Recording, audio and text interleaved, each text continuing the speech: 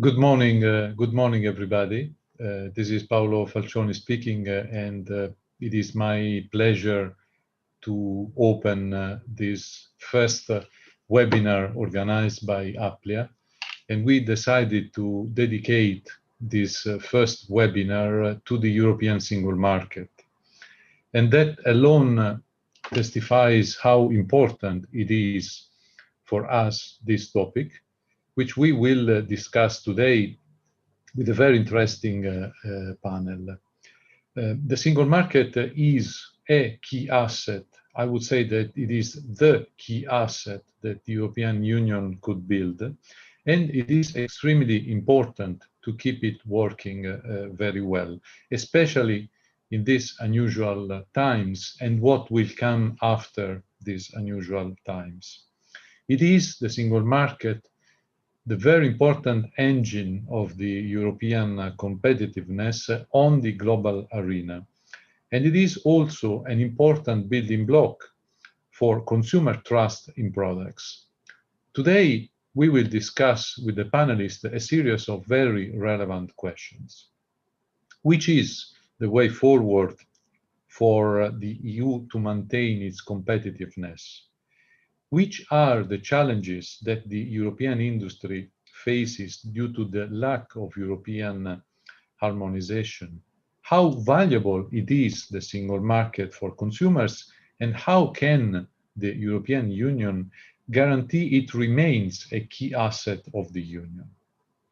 So with this, I would like to start the series of presentations from different representatives. It will be the industry, the consumer in standardization, the European Commission, Senelec, again, the European Commission, and then we have another industry player to finish the round of presentation. And then in about half an hour, we will start the discussion where I would like to engage all the participants on this. I would like then to first show you the panel that you see on screen right now. And I would start by inviting on the floor Michał Zakrzewski. He is the Smart and Competitiveness Policy Director for Applia, and he will set the scene for sharing the industry perspective. Michał, please. Thank you, Paolo. Good morning, everyone. I will start with guiding you briefly through the Applia stance on the single market and how we see the current situation and the building blocks, so-called building blocks for the well-functioning single market. So first of all, as Paolo mentioned, we believe that single market is a key achievement of the European Union. And Applia, of course, believes strongly in the new legislative framework principles. That is, the essential requirements defined in the law and technical means how to meet those requirements then prescribed in the European standards. Of course, in order to have it well functioning, it is essential that harmonized standards, the reference to harmonized standards, are timely listed in the official journal of the EU under respective legislation, granting manufacturers the so-called presumption of conformity. And last but not least, in order to have the system well functioning, we need a very strong, well-functioning, well-coordinated and effective market surveillance all over Europe. Unfortunately, we see those days a certain gap between the legislation and standards. And in our opinion, this gap is visible very well since 2016 and the famous James Elliott case judgment. For our industry, if the standards are not listed in the official journal, their added value is of much lower stance than the listed standards, for the simple reason the manufacturers cannot enjoy the critical presumption of conformity. But of course, let's discuss in this panel what we can do to improve the situation and how we can save the precious principles of the new legislative framework. So we strongly believe that all stakeholders need to work together with each other. And we'll hear in a moment the interventions of different of those stakeholders that are working together with us on preserving the principles of the new legislative framework. We believe that each of them should complete its tasks as good as possible in a timely manner without creating any unnecessary obstacles. We strongly believe that everyone needs to make an attempt to save the precious principles of the new legislative framework. From Aplia's side, to finish my presentation, we believe that maybe one of the means to save the new legislative principles would be even going as far as revising the Standardization Regulation 1025 from the year 2012 in order to make it possible. But it would be great to hear right now the opinion of the other panelists. How do they see the situation? Thank you, Michał. Thank you very much for your first statement. I would like to call on stage Chiara Giovannini. She's the Senior Manager Policy and Innovation for ANEC, and ANEC is representing consumers in standardization. Chiara, please, the floor is yours. Thank you very much. Good morning, everyone.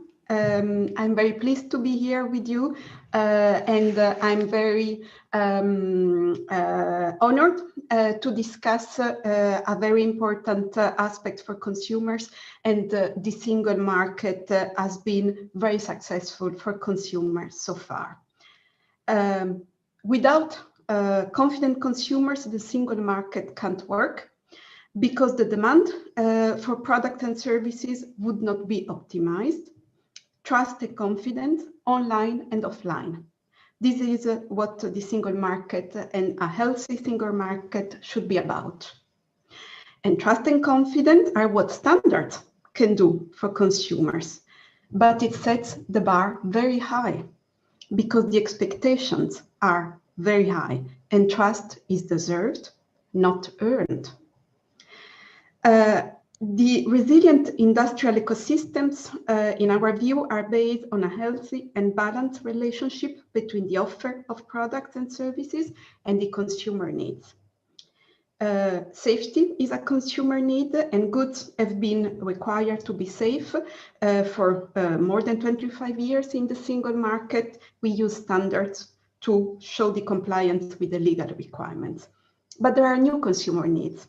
And one example is accessibility. This is not the case yet, but it will be soon, because we know that standards can deliver accessibility, and we will have a new legislation using standards for accessibility. This is the Accessibility Act. There is also a new consumer need, and this is linked to the connected products, to the digitalization. We believe that the use of standards can help secure products and avoid that consumers are misled by algorithms, for example. But we need the supporting legislation to be amended to make it an essential requirement for products to be secure and safe before being placed on the market. We welcome yesterday Council conclusions about cybersecurity, which are going in this direction. And if consumers are to play the central role that we know they can play in the green transition, we need to also reduce the environmental impacts of products at the design phase. Again, standardization and the legislation linked to standards can play a role here, but we need new sustainability legislation and product standards to help consumers make sustainable choices. We also need someone to police the market, to make consumers safe and secure by withdrawing dangerous and non-compliant products. We see that 30 years after the introduction of the new approach, the legislative technique of the new approach, with the use of harmonized standards, we still have a rather under-resourced and fragmented market surveillance system. We hope that the new market surveillance regulation entering into force next year will improve this situation. Despite the horrible consequences of the health crisis we are living in, standards are proving key to protect society in emergency situations, and they can continue to do so in the new normal ahead of us. An inclusive European standardization system where all stakeholders can participate and can they have their voice heard is, of course, a prerequisite for such a role of standards. So to conclude, a market is based on demand and offer. Consumer trust is at the heart of the demand side. By deserving and ensuring this trust, the market can have a positive impact on society at large and the environment. We have the regulatory and technical tools for this to happen, and we need to keep them updated to meet the new needs and expectations. Thank you very much for your attention. Thank you, Chiara. Very clear. And I think there are a number of already interesting points for discussion later on. Thank you for that. Then after Chiara, I would invite on the floor Radek Mali. He's the head of unit for standardization in DG GROW in the European Commission. And I look forward to your presentation, Radek. Please, the floor is yours. Thank you very much, Paolo. Good morning to everyone. Thank you very much for having me. So let me try to give you rapidly the Commission point of view from the standardization angle, because then my colleague Claudia will be able to give you a little bit broader perspective. But let's speak about how standardization is crucial for the single market. I would argue that there are two key ways how standardization is important for the single market. We can go to the next slide, please. So first and foremost, standardization is a market tool. It ensures interoperability. It ensures market access for all producers. It ensures innovation, competitiveness of our industry. We have to remember and remind ourselves constantly that about 80%, or perhaps even slightly more, of all European standards out there are market-driven purely and only, have nothing to do with regulation, with legislation, and are as such extremely important still for the industry. The very unique feature of the European system, whereby once we have a European standard, this replaces 27 and more conflicting standards across the EU and creates much more unified market, is extremely important. Next to this, standardization also serves as an important legislative tool. This is because it provides support for EU legislation where the EU decides to legislate, harmonize legislation. This is only about 20, perhaps a little bit less than 20% of total standards. So standards are used for regulation. This is not unique in the world. Standards are used for regulatory purposes, but the way we do it in Europe is really unique. This is not the US system whereby you would have competing standards from competing industrial companies trying to be quoted in the legislation. Neither this is the Chinese system, for instance, where you have heavy-handed state intervention and involvement in the whole system. The European system is based on consensus, co-regulation, high degree of inclusiveness, and importantly, on a public-private partnership system, which I will still mention shortly. So this is a system which empowers the industry.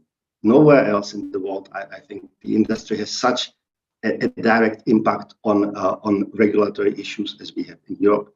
And also it gives extra protection to consumers, since we are discussing consumer issues here, by being so strongly inclusive.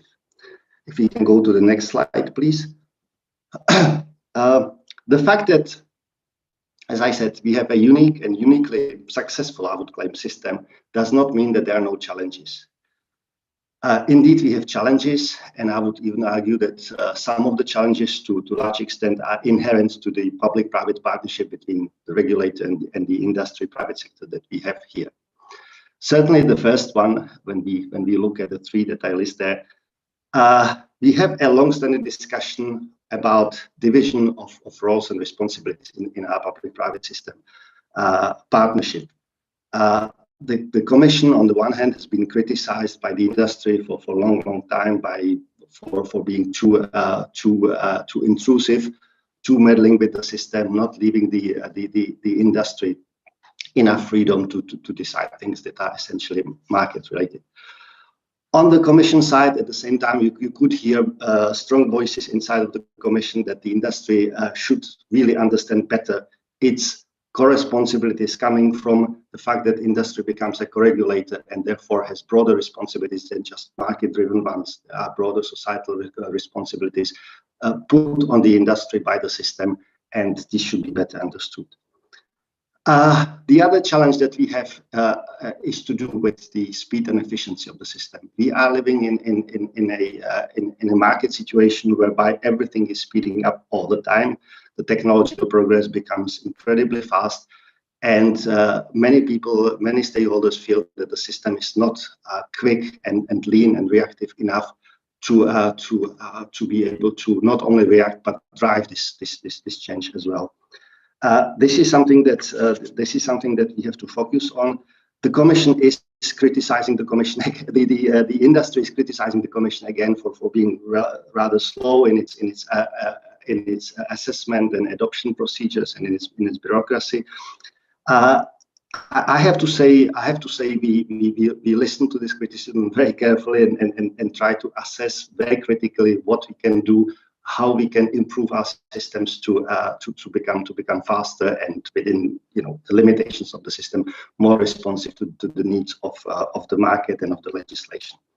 But again, like in all the other challenges, I would say the issue is not only on the Commission or regulator side. There's also issues to do with the system in the ESOs. I have some slides perhaps later for the discussion which I can show. There are lengthy bureaucratic procedures on both sides when we look at the standardization organizations and when we look at the Commission, and perhaps there is a lot that we can do by working together and trying to limit the time that we jointly take to push the standards through. Thirdly, I should also mention the fast-changing international environment. This is not something that will be surprising to most of you. I think here, the issue is that we are no longer living in what we could call the innocent, the 1990s, early 2000s, whereby everybody was very happy together in the market and everybody believed that the whole world basically shares the same values. We are seeing increasingly over recent years that this is not so much the case. The world is becoming, and the international market is becoming much more protectionist, with the last still current US administration being a very good example of this. But then also we have the case of China, which is becoming more and more which is more and more aggressively pushing its both market, economic and political interests globally. So in this environment and in this setting, standards are becoming more than ever political and strategic as well as market tool, and we have to all understand this and try to react to this and involve ourselves in a discussion how to react to a situation like this. So we have a lot of challenges, as I said, in our system, and we need to respond to these challenges. I list here only 2 bullet points because there's not much time. This could be for much more discussion, but if I sum up rapidly, we need to collectively invest much more in the system. Again, this is for both sides. On the Commission side, we have been focusing on this a lot over the recent years.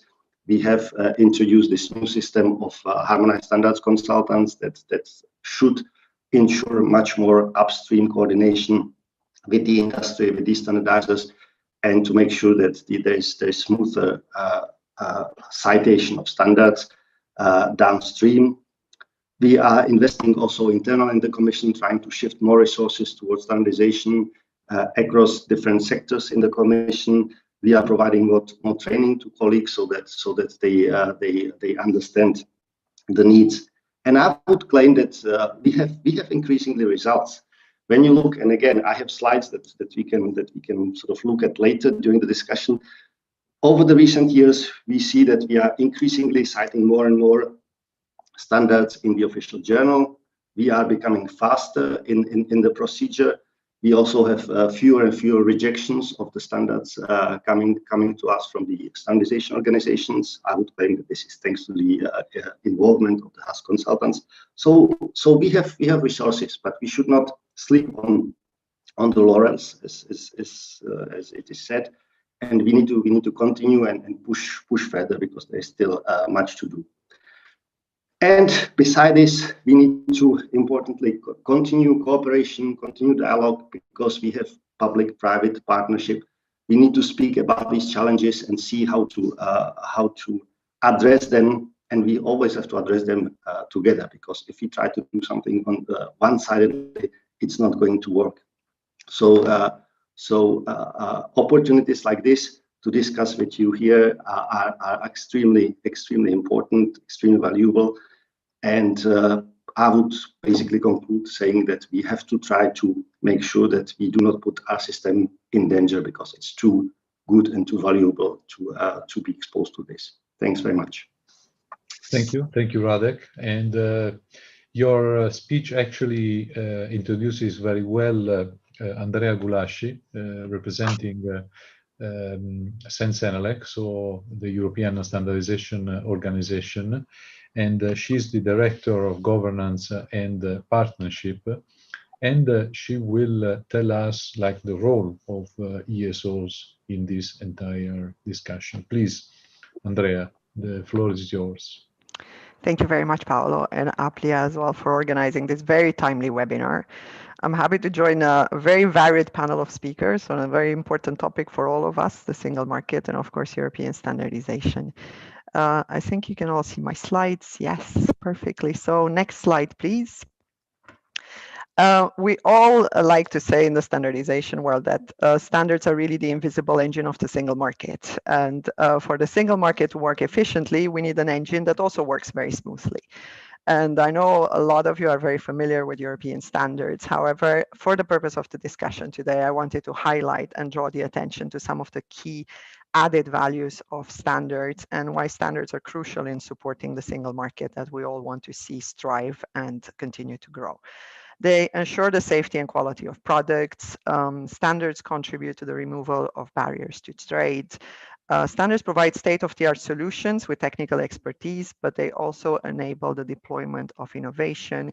And particularly in the current context, where we're talking very much about the twin transitions, and we're looking at the success of the Green Deal and the digital agenda for Europe, standards will play an even more crucial and important role. And I think that's something we should keep in mind in looking forward on how to make the system work more efficiently for the benefit of the European Union and the single market. Next slide, please. The European standardization system is it's a very solid system. It's a system that has been going on strong for many years. This year we celebrated 60 years of SEN and Senelec as organizations, being the counter partner, if you want, of ISO and IEC at an international level. We have a system that is embedded on the national delegation principle, and I mention this because it's a unique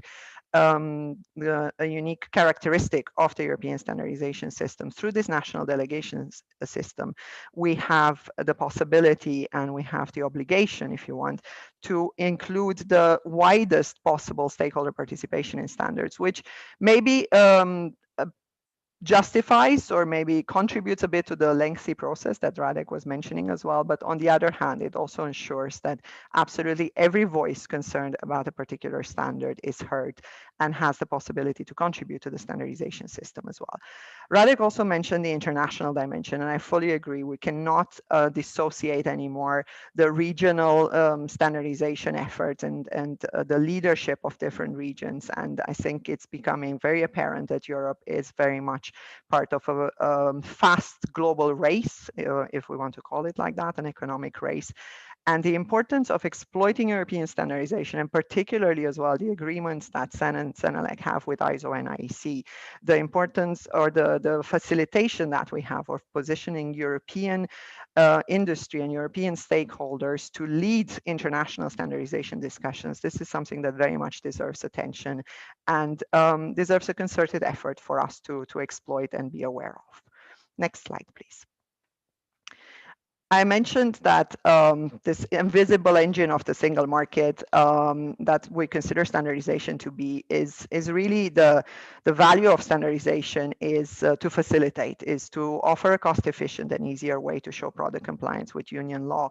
I want to draw the attention as well to the fact that we just adopted last week our next strategy for the next decade, Strategy 2030, which outlines very clearly that we want to build a trusted and a stronger relationship with the European regulators, which focuses very much on the stakeholder needs, on the consumer needs, on the sustainable development goals. So we are looking at a new era for standardization. It's true, the economy, the market, the consumer needs are changing. We cannot anymore distinguish or make very clear and separate. We cannot look into silos. We need to be very much aware of the digital impact, of the economic impact. So having at an underlying basis, a new legislative framework with clearly defined roles and responsibilities that is fully functional, that is efficient, that is exploited to its best capacity is key to make sure that we can devote the necessary efforts and the necessary time to produce standards that are very valuable for the future of Europe. This way, by having a new legislative framework that is in place, we will avoid creating new practices which would cause confusion in the marketplace and will impact, of course, our industry very much, but also create the mistrust of consumers that Chiara mentioned. So I think that is something that will deserve attention today, and I look forward to the exchange and the discussion. And I think it's something that is at the core of how successful the European standardization model has been, and that is something where we should take onwards in the next decade. Next slide, please.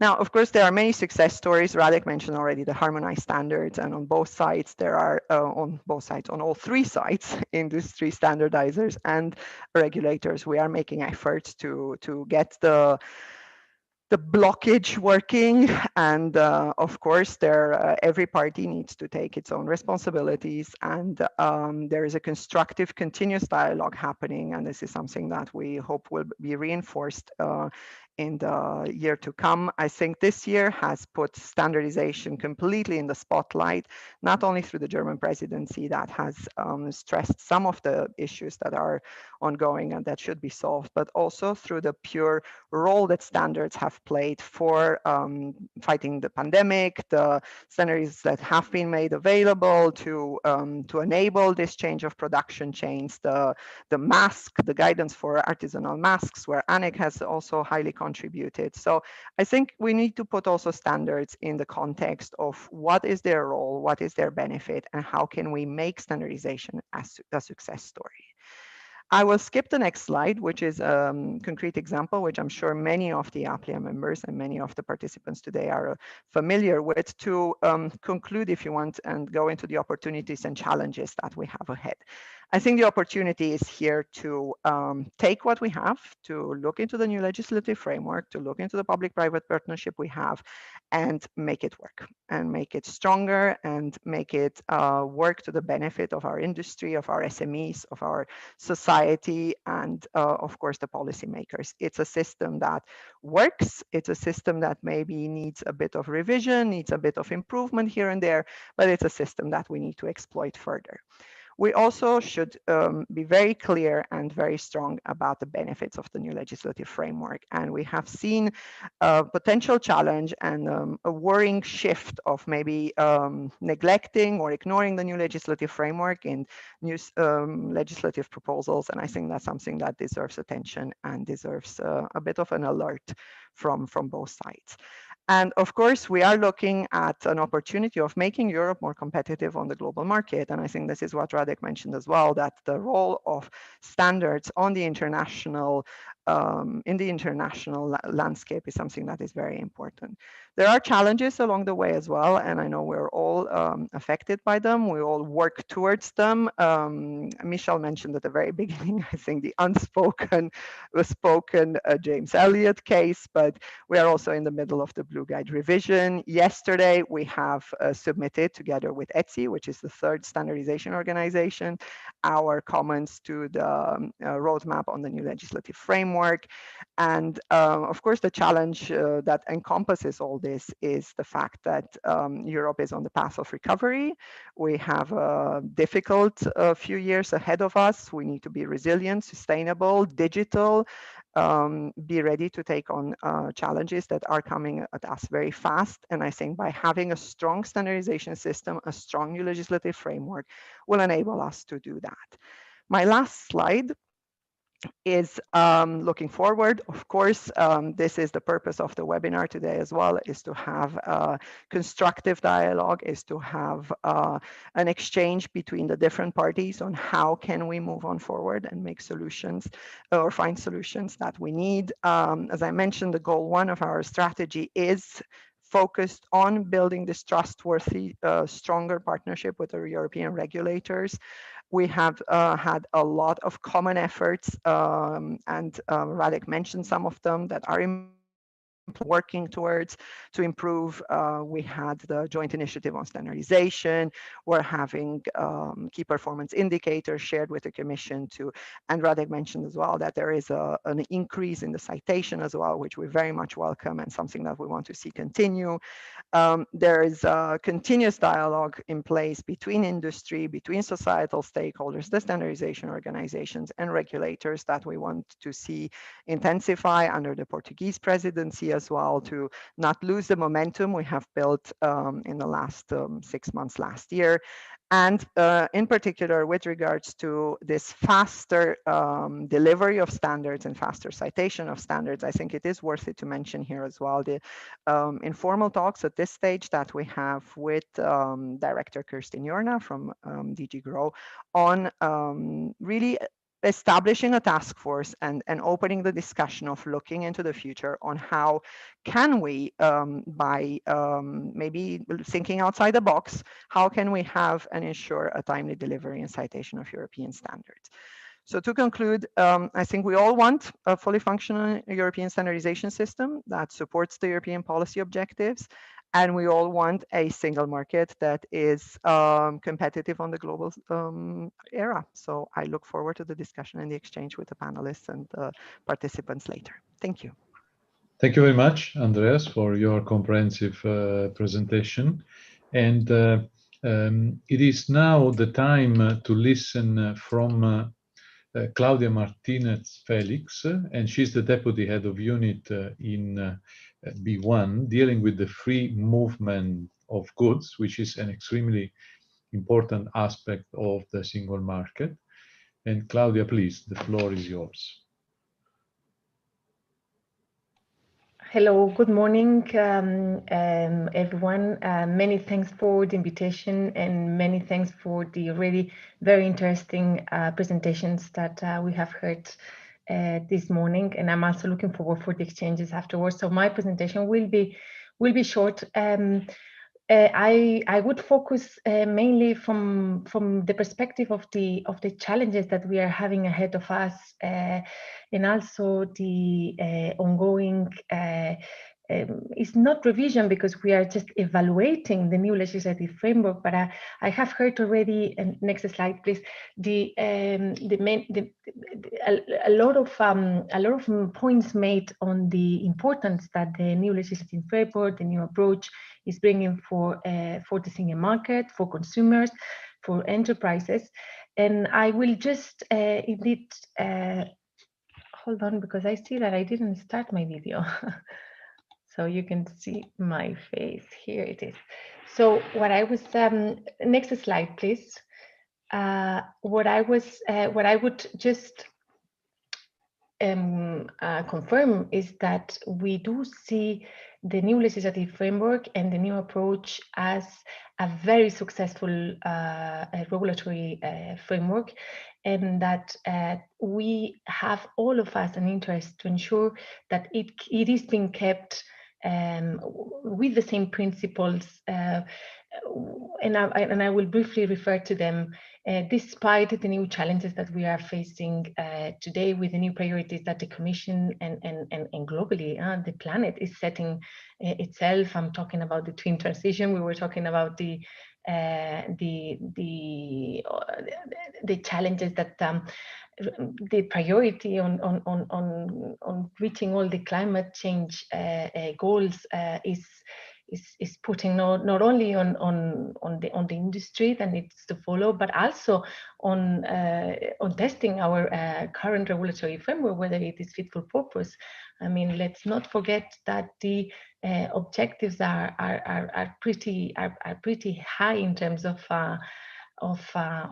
product sustainability requirements, of waste, of making our industry more sustainable, our products more sustainable, but not only here in the single market, but also as Radek and others were pointing, globally, there is more and more needs to ensure that the third countries and markets are actually receiving well also our new, let's say, more green products, and also our high standards on sustainability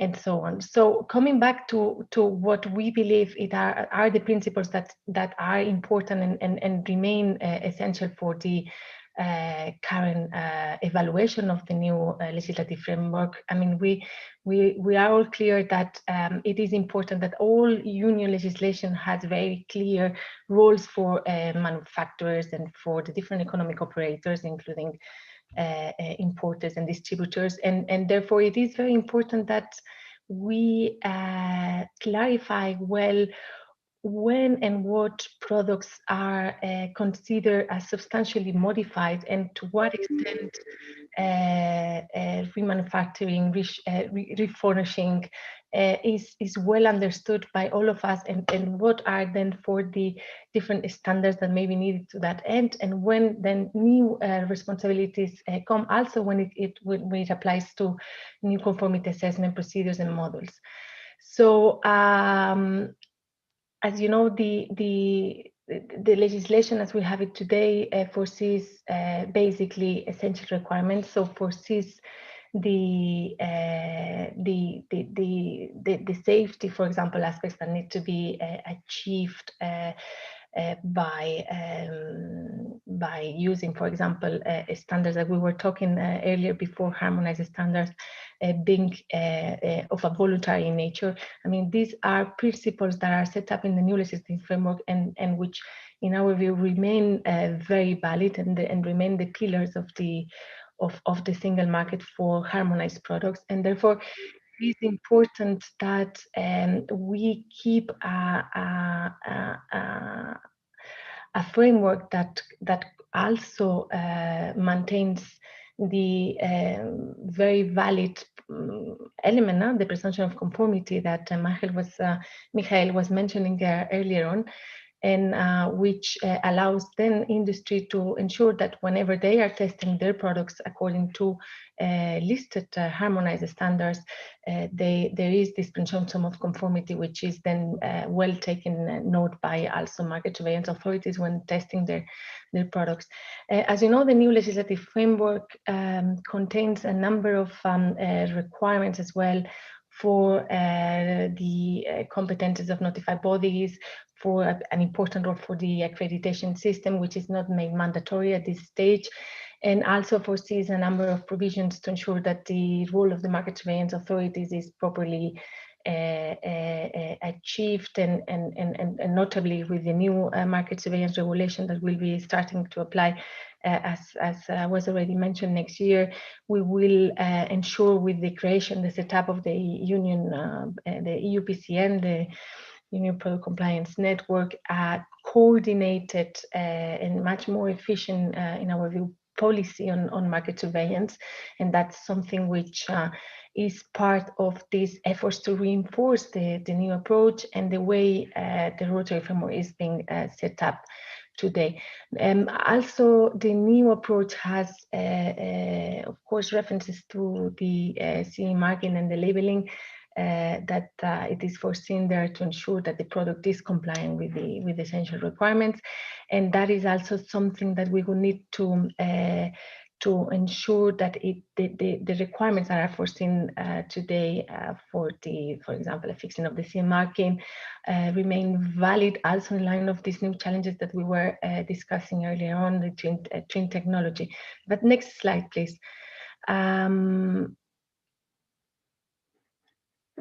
mean, when we look at the challenges, as I was mentioning, the twin tech, the digital and the greening transformation that the Commission is been putting forward as clear priorities for the next 5-6 years, and not only, but for the next 20 and 30 years, if again we look at the commitments we've done by 2050 to be completely climate neutral. It means indeed that we need to see how we ensure that industry has enabling legislation to put forward more green products, and notably that is the challenges that we see today, also in relation to our regulatory framework, is to what extent, for example, we do have, as I said, the definitions that stand today when it comes to obligations for economic operators, for example, if they still stand, and that is particularly the case for, as I was saying, this increased push for refurbishing products, for the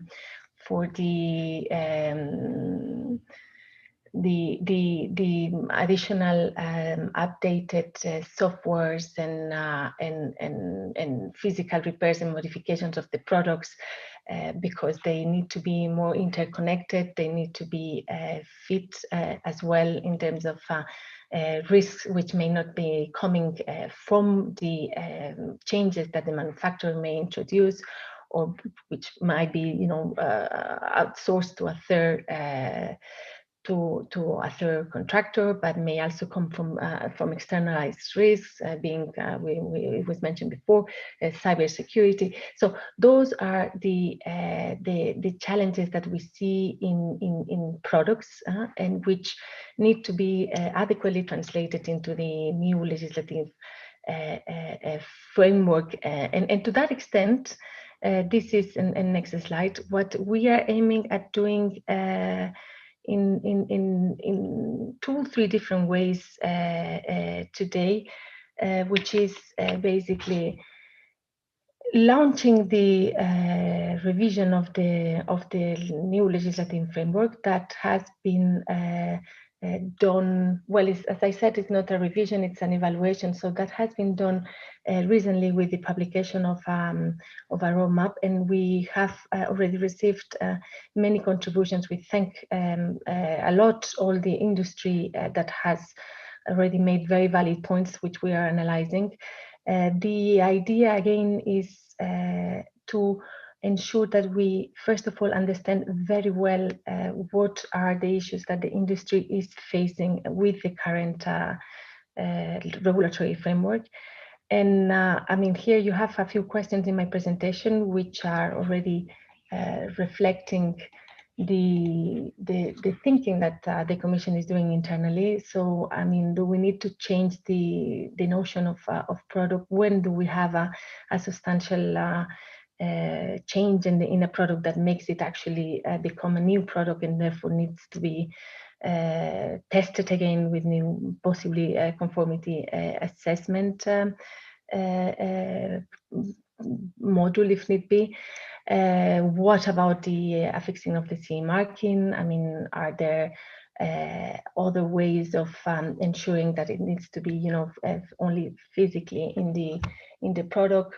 could, for example, we envisage that this sort of CE marking information and the compliance and the whole documentation for conformity, does it need to be also, for example, available only if the product has a screen, then accessible also online in the product itself. Good, then also the notified bodies as they stand today and the requirements that are foreseen for ensuring that the notified bodies that are producing, that are providing services in terms of testing the products, do they need to be revised, reinforced, clarified? Do you also sense that the accreditation system as it is foreseen today is sufficiently robust? Does it meet the expectations for notified bodies and for the notified bodies testifying your products? Does also, in your view, the single market as it stands today have the sufficient elements to actually provide solutions in situations of emergencies as we are being impacted today with COVID and the pandemic? And finally, do you consider also that the models foreseen in the new legislative framework are sufficiently, for conformity assessment, are sufficiently adequate?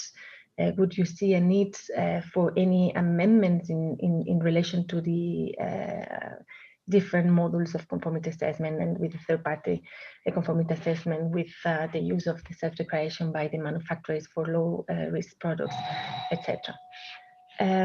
Next slide. So these are the questions that we're looking at. As I said, we are, of course, evaluating the new legislative framework. There is also the revised Blue Guide on the harmonized rules for products by mid-21, for which we have already received quite substantive comments and contributions. In that regard,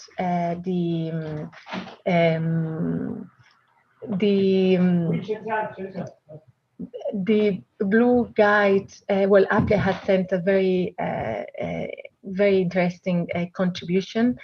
This does all overall be complemented, as I was mentioning before, by the efforts that the Commission is undertaking to better implement the already adopted market surveillance regulation, which certainly will provide the right tools for market surveillance authorities to even do better their job to ensure that only compliant and safe products are placed in the market. And with that, I finish my presentation. I thank you all. Thank you, Claudia. Very, very interesting presentation. I will move on now to Alex Eigenberg. He's from one member company of Applia, and he's the head of office dealing with the EU technical market access. Alex, please, the floor is yours. Yeah. Hello, thank you very much. Good morning. For transparency, BSH is BSH Home Appliances. We are a member of the Home Appliance division of Bosch. And we're talking about challenges. I now have the challenge to be much quicker, to have some time for discussion. So let's immediately dig in the next slide. Allow me to use a metaphor about what I want to talk about here, with the EU as a ship.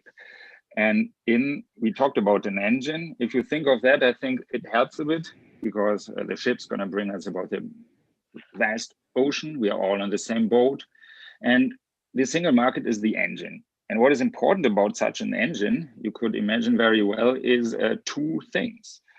It's usually very complex, an engine of such a boat. And everyone benefits of that, but only if you know how it works. And even the one who knows about one part don't necessarily know about the other part. I think that's a bit helpful, because if we want to dig into the engine, or let's say into the single market, next slide, please. We think, I mean, the single market is a really big thing. We focus today on free movement of goods, but we have also persons and services. But well, so in the single market, the NLF is a big thing, and there's market surveillance enforcement, very important. But we focus in there on standardization and regulation. Then if you dig in there, we discussed, and you other panelists said it already, the balance about standardization and regulation. It's very important, and the important link in our view is really the listing of the standards in the official journal giving presumption of conformity. So this is this little tiny thing. And at this point, we really believe that the motor is a bit sputtering here. It's because not everything is listed what it should be, even though we appreciate there are many standards listed. Well, if you are touched by the ones which are not listed, it doesn't help.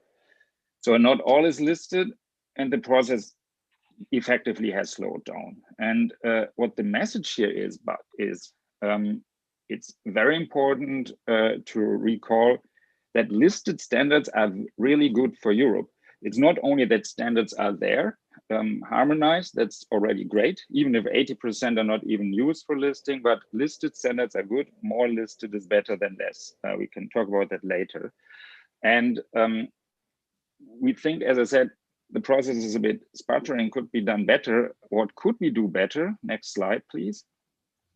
Is on this level, you might think, oh, well, that's pretty much blah, blah. But of course, it's more deep than this. The most important thing is the top one, I think. We should really work together to have as many standards listed as possible. And you all know that usually one tends to say, well, it wasn't actually me, this one commission, standardization industry has done something wrong. That doesn't really help. If you are on that ocean and your boat has stalled, it doesn't matter who has forgotten the oil, you have to make the thing running. And the 3 key points here, that's only the headlines. If you want to read more, use the link below. That's the APLIA white paper, which elaborates a bit more on that, is transparency, speed, and operational excellence. And I only give you here an example for each of them to start the discussion. For transparency, we talked about roles, but not everyone is a specialist as we are. It's important that the roles of industry, of standardizers, of the consultants, of the commission are transparent. The CCMC could be a help to be also more transparent in what they do.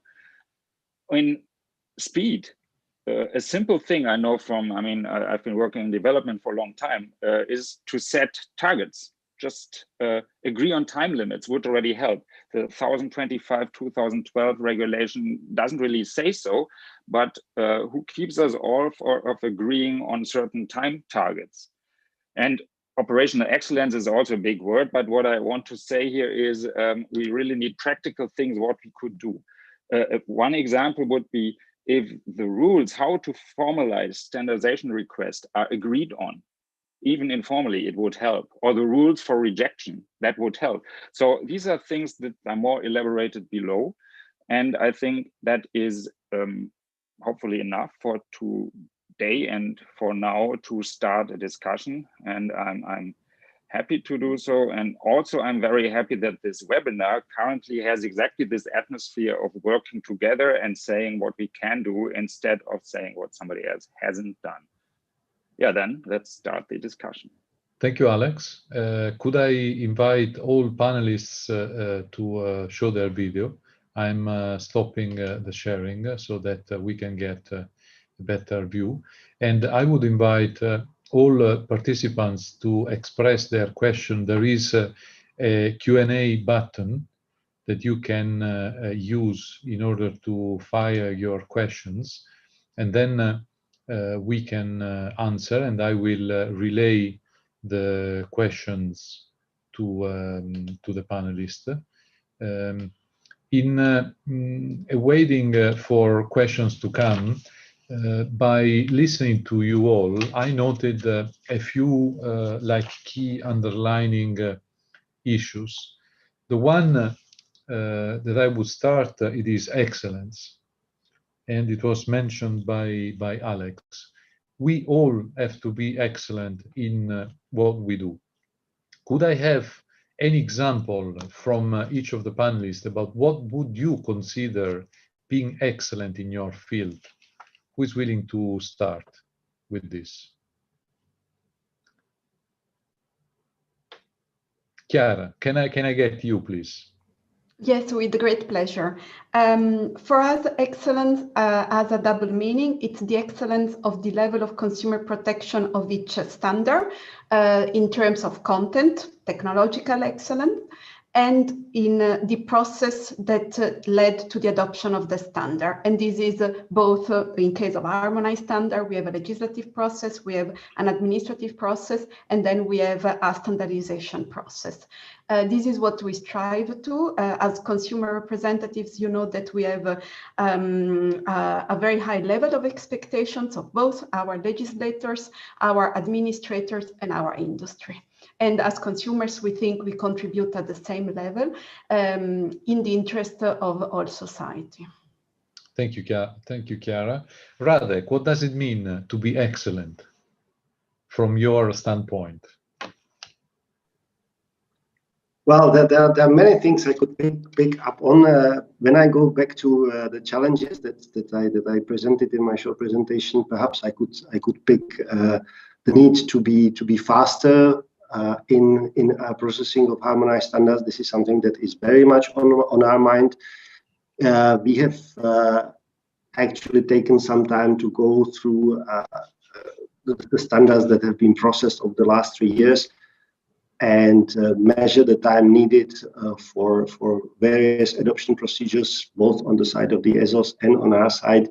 And I can tell you that together we take something like 18 months altogether on average to make sure from the moment that the standard becomes available to technical committees to the moment that the Commission publishes the reference to it in the official journal, we spend something like 18 months. So for me, excellence would be, let's say, to halve this time. I understand, certainly on the Commission side, and I imagine on the side of standardizers, there is need to process these things, and so you cannot avoid and completely eliminate a degree of bureaucracy. But I think with sort of joint work, more investment into the system, we could really try to attempt to halve this time.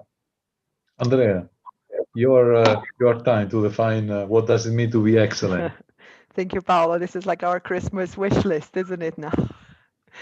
I think for us, excellent standards will, of course, be standards that reflect all the voices, that are inclusive, that deliver on time, as Radek said as well, that are cited timely as well, so that the industry can thrive, and that can also position Europe on the global stage. Okay, very good. Claudia, what does it mean to be excellent from your standpoint?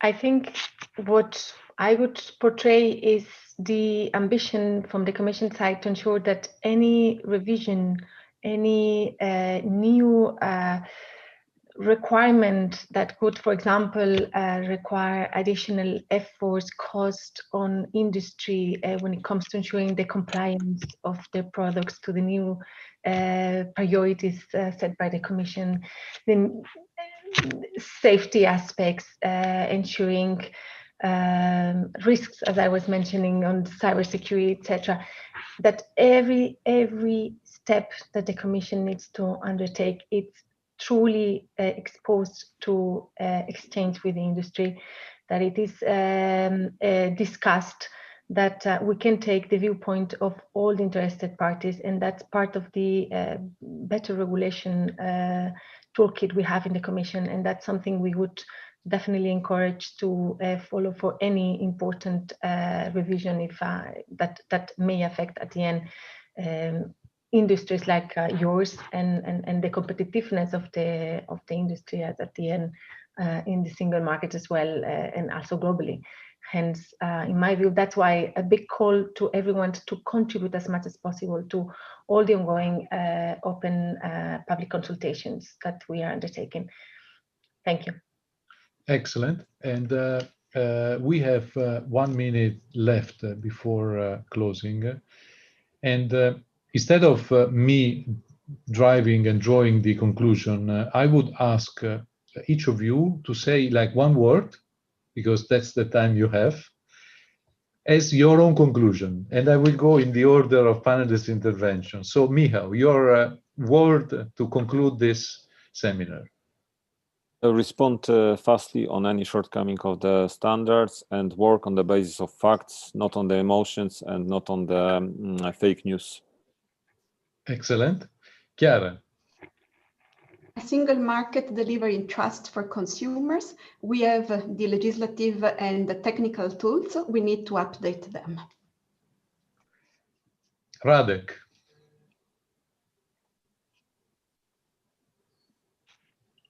I think you are muted still. Oh, excuse me. I was going to say my one word would be together. Together. Excellent. Andrea? Well, Chiara already mentioned trust. I think ours is very much as well a trustworthy and efficient public-private partnership. Is the trust. Claudia? I would say ensuring enforcement of our EU rules, which are adequate and updated. Excellent. Alex? Well, one word would be excellent. One sentence would be, because the webinar is not bad, one sentence is, let's jointly work together to get as many standards listed as needed. Excellent.